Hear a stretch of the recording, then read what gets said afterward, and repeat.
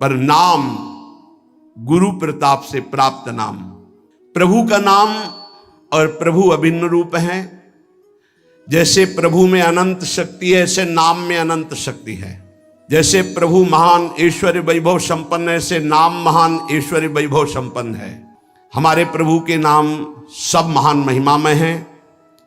किसी भी नाम की कोई भी नाम जापक अन्य नामों की निंदा न करे, नहीं तो जो नाम जप करता है उसका प्रभाव नहीं पड़ पाएगा। सिद्धांत को समझिए। जो नाम तुम्हें गुरुदेव ने दिया है विशेष प्रिय हो जाना चाहिए, रुचिकर हो जाना चाहिए, उसी का जप और कीर्तन किया जाए। भगवान नाम सब कुछ इसमें भरा हुआ है।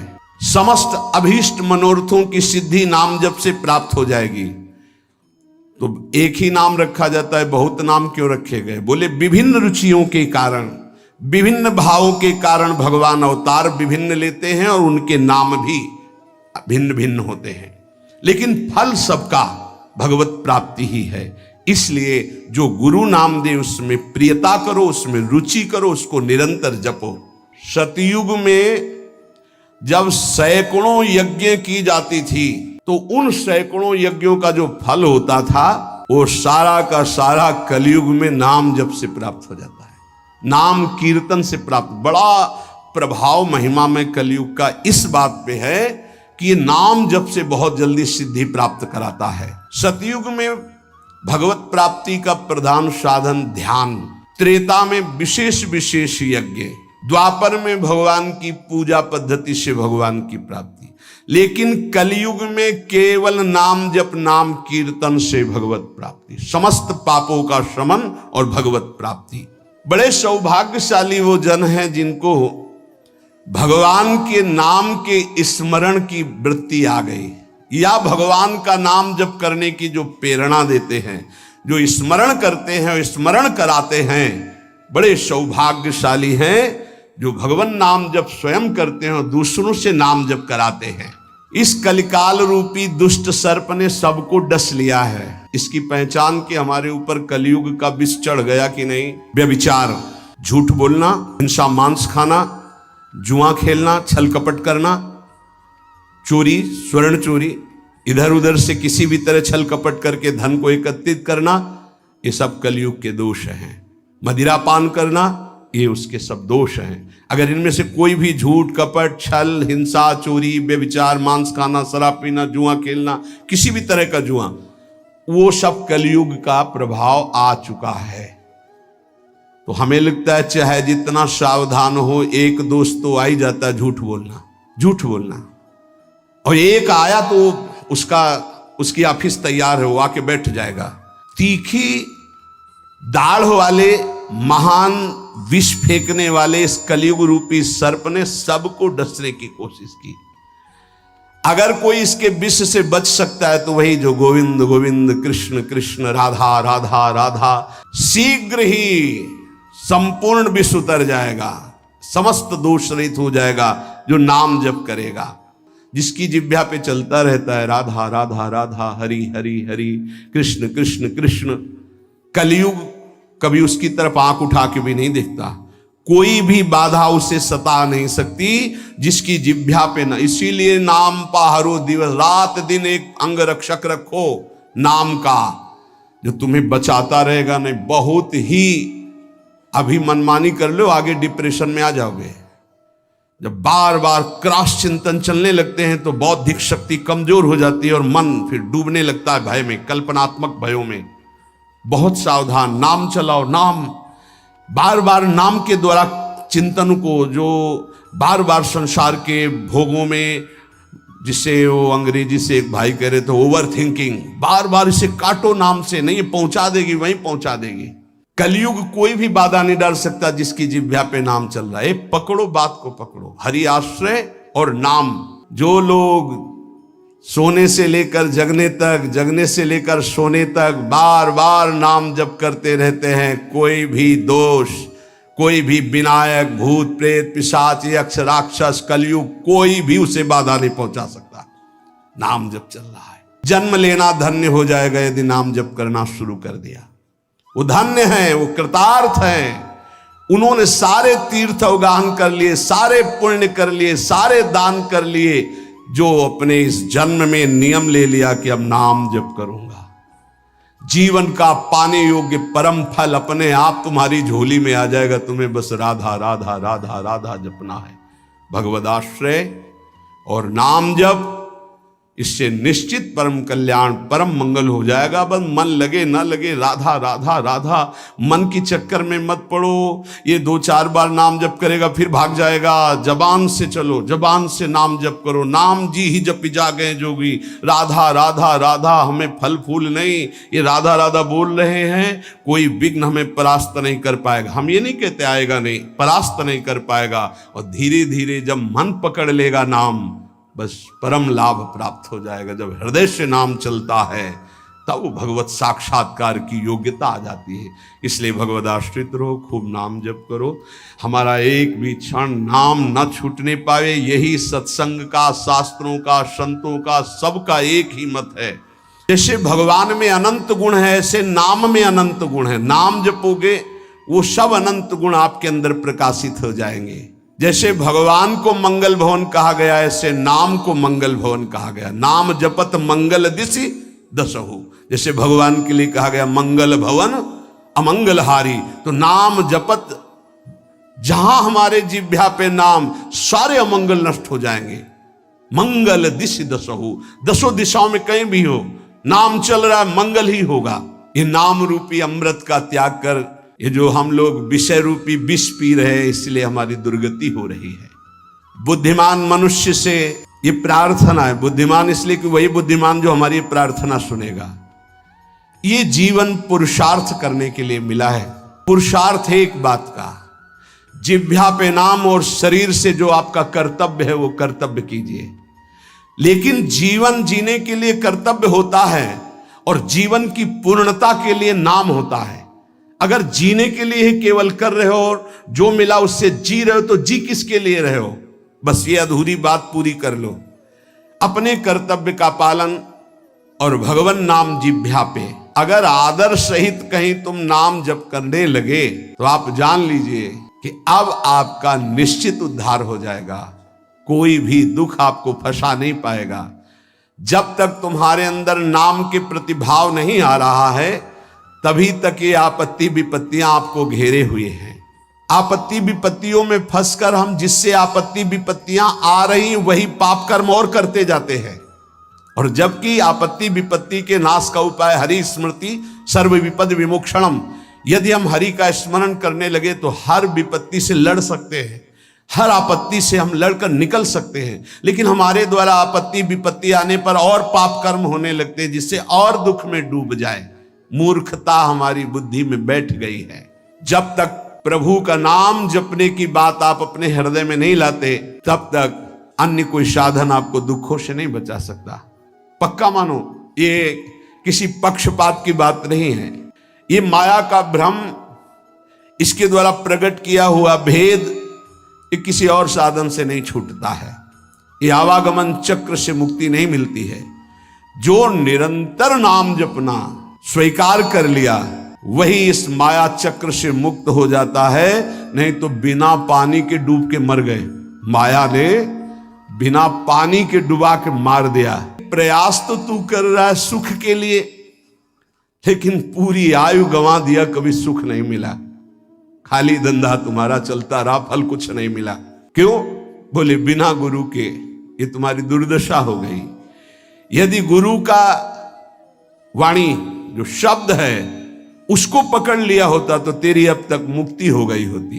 अरे अंधे, ये माया की धुंध ऐसी फैली हुई है, इससे निकल पाना बड़ा कठिन है। नाम का आश्रय ले ले, जो मायातीत है, निरंजन है, जो परम सत्य, वो तुम्हारे हृदय में बैठा हुआ है।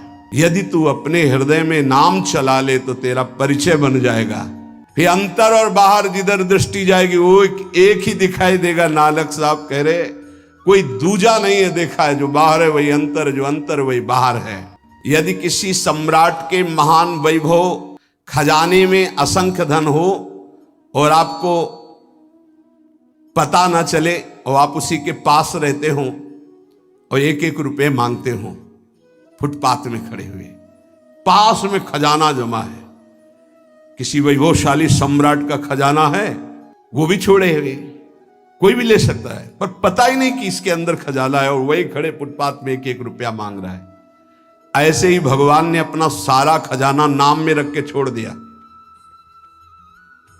नाम रूपी खजाने में भगवान की अनंत शक्ति, अनंत वैभव, ऐश्वर्य छुपा हुआ है, पर ये जीव माया के फुटपाथ में खड़ा होकर वासनाओं की भीख मांग रहा है, और सच्चिदानंद सुख भरा हुआ नाम का खजाना पास है। अगर उसका परिचय कर ले, राधा राधा राधा, कृष्ण कृष्ण कृष्ण, हरि हरि हरि, वो माला माल हो जाए।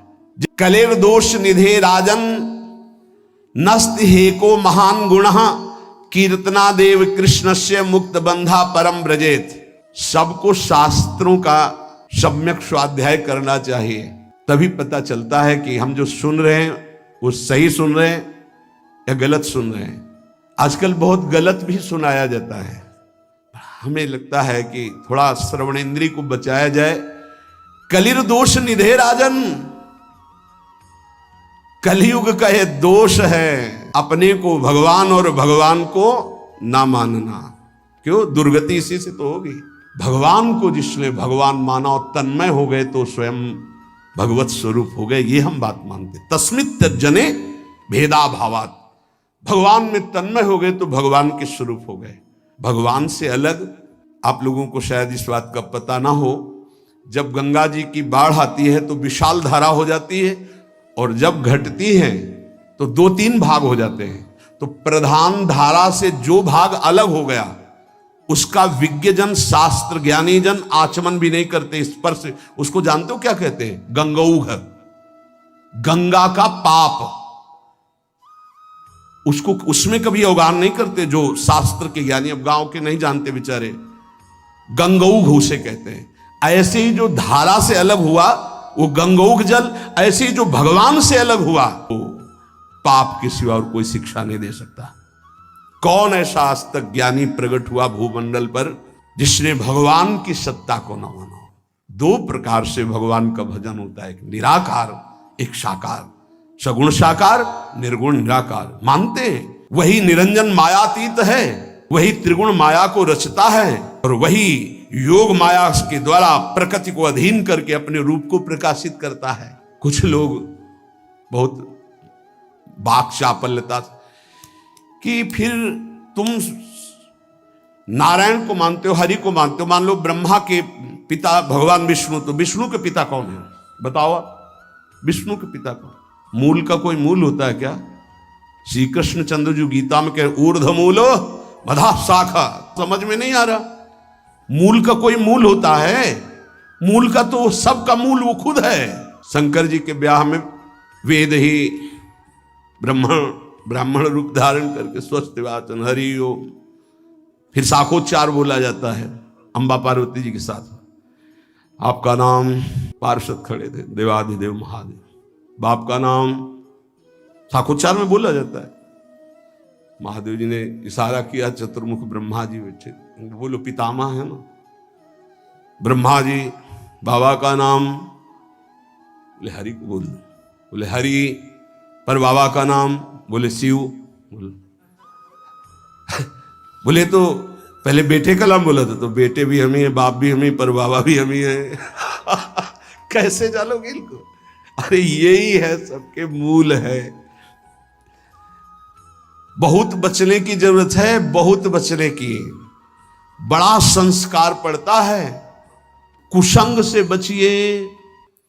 ये जैसे सत्संग का प्रभाव होता है, ऐसे कुसंग का प्रभाव होता है। ए भाई, हर कण में भगवान है।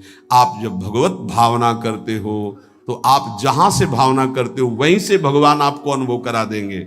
आज आप पत्नी की भावना करते हो तो मेरे प्राणनाथ पत्नी के रूप में है। जब वो अंदर से चले जाएंगे तो आप पत्नी के शरीर को 24 घंटे नहीं रख सकते अपने पास, क्योंकि मेरे प्राणनाथ अंतर ध्यान हो गए, वही हैं, कण कण में हैं। बस हमें लगता है कि सत्संग की आड़ में कुसंग जो होता है उससे बचना चाहिए। श्री सुखदेव जी से बड़ा कोई ज्ञानी है? जिन्होंने बरहापीडम नटवर बपुः कर्णयो कर्णिकारम बिभ्रदवासा कनक कपिशम वैजयंतीम च मालाम रंधान वेणुरधर सुधया पूरयन गोप वृंदे, जो ये शोभा सुन करके 18,000 श्लोक, जो अपने ब्रह्म स्वरूप पिता भगवान व्यासदेव के पुकारने पर पीछे नहीं मुड़े और श्लोक सुनने पर उन्हीं के चरणों में बैठकर 18,000 श्लोक सुने, वो श्री कृष्ण क्या है? आद्य गुरु भगवान शंकराचार्य जी के ध्यान का विषय गोप मंडली में विराजमान श्री कृष्ण। आप देखो उनके स्तोत्र पढ़कर, अरे वो जब राजा के यहां शरीर में प्रवेश करके और ये अनुभव करना चाहते थे काम सुख का कि कौन श्रेष्ठ है, जब प्रयाग में प्रश्न हुआ था, तब मोह मुदगल स्तोत्र की पहले रचना की थी कि ऐसा ना हो कि उस शरीर में जाकर आसक्त हो जाए, इसलिए भज गोविंदम गोविंदम भज मूढ़। समझ में नहीं आता कौन सा ज्ञान आजकल प्रकट होता है कि भगवान को भगवान मानने में नहीं। बहुत विचित्र है, बहुत विचित्र, बहुत बच के रहना। श्रवणेन्द्री को कलेर दोष निधे राजन नस्ति हे क्रो महान गुणहा, इसमें सब दोष ही दोष का आपको मेला मिलेगा। महान गुण एक है, श्री कृष्ण कीर्तनस्य, नाम कीर्तन, नाम जप अगर नहीं है तो बुद्धि को शुद्ध करना। कौन ऐसा है जो पर ब्रह्म परमात्म तत्व भगवान श्री राम श्री कृष्ण भगवान श्री शिव को नहीं जानता है? कौन ऐसा ज्ञानी आज तक हुआ? हमें तो ऐसा नहीं मिली। तदात्म भाव से ज्ञान में जो ये कहा जाता है मैं ही ब्रह्म हूं, ये भी भक्ति है। स्वरूपानुसंधान, तदात्म भाव, एक ही भाव, प्रभु में तन्मय भाव होकर के एक ही भाव से वो परम पद को प्राप्त होते। कोई निषेध नहीं है, सिद्धांत ये। बूंद कभी समुद्र नहीं बन सकती, पर समुद्र में गिर जाए तो समुद्र हो जाएगी, पक्का। आज तक कोई महात्मा सूर्य बन के दूसरा चमका हो तो हमें बताना। एक प्रकृति की रचना के नियम का कोई परिवर्तन नहीं कर सकता। तरंग लय हो गई समुद्र में, वो समुद्र ही है, इसमें कोई संशय नहीं। पर तरंग समुद्र की रचना कर दे, ऐसी आज तक कहीं कोई बात नहीं सुनी गई। हम ब्रह्माकार वृत्ति करके ब्रह्म स्वरूप में लीन हो गए, ये सत्य बात है। लेकिन जिस प्रकृति की रचना को तुम देख रहे हो वो उसी ब्रह्म का ये ऐश्वर्य है। भला इसका कोई परिवर्तन करके दिखा दे।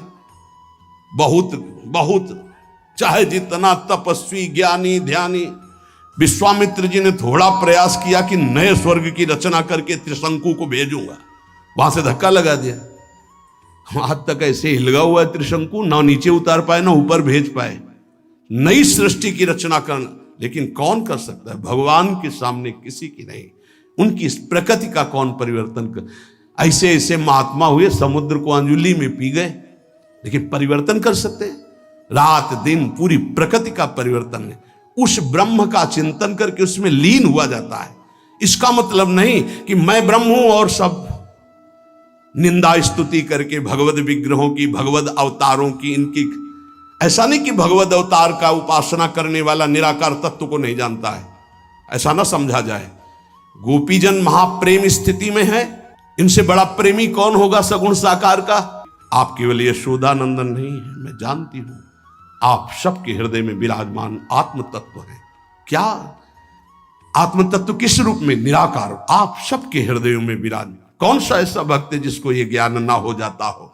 ऐसा कोई सत्संग कान में न पड़े जिससे नाम जप की, प्रभु की आराधना की वृत्ति में शिथिलता आवे। इसलिए बहुत सावधान रहिए।